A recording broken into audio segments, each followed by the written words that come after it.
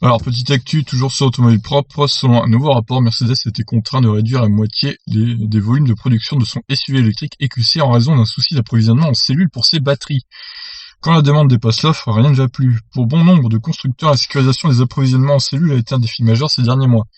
Si Mercedes avait pourtant bien contractualisé avec LG Chem, le groupe coréen ne semble pas pouvoir garantir les volumes demandés par le constructeur. Résultat, la production subit de gros ralentissements. Alors que Daimler prévoyait de fabriquer 25 000 exemplaires du Mercedes EQC en 2019, seuls 7 000 exemplaires sont sortis des chaînes de production du groupe allemand. L'année 2020 ne s'annonce pas meilleure. Citant une source interne au constructeur, le magazine allemand a indiqué que la marque avait réduit de moitié les objectifs de l'EQC dont le prévisionnel de production pour 2020 passe de 60 000 à 30 000 unités. Une production limitée qui contraint le constructeur à changer ses plans sur le marché nord-américain. La sortie du modèle a été décalée en 2021. Alors, est-ce que c'est vraiment un problème? Parce qu'en fait, cette voiture ne se vend pas. Alors, est-ce que c'est vraiment un problème que, du coup, il y ait que 7000 exemplaires en 2019 qui soient sortis des chaînes de production? Euh, j'ai cru comprendre quand même que c'était un bide, cette voiture, qu'elle se vendait pas.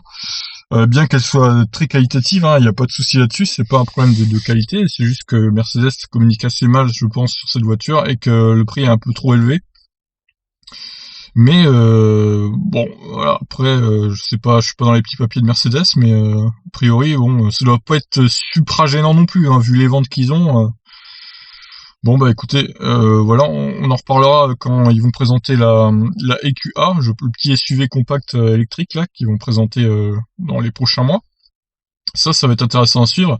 Et là, par contre, il risque de mieux se vendre ce EQA. Donc là, il faudra clairement régler les problèmes d'approvisionnement de batterie, parce que sinon, bah du coup, ils n'arriveront pas à vendre leur voiture électrique chez Mercedes.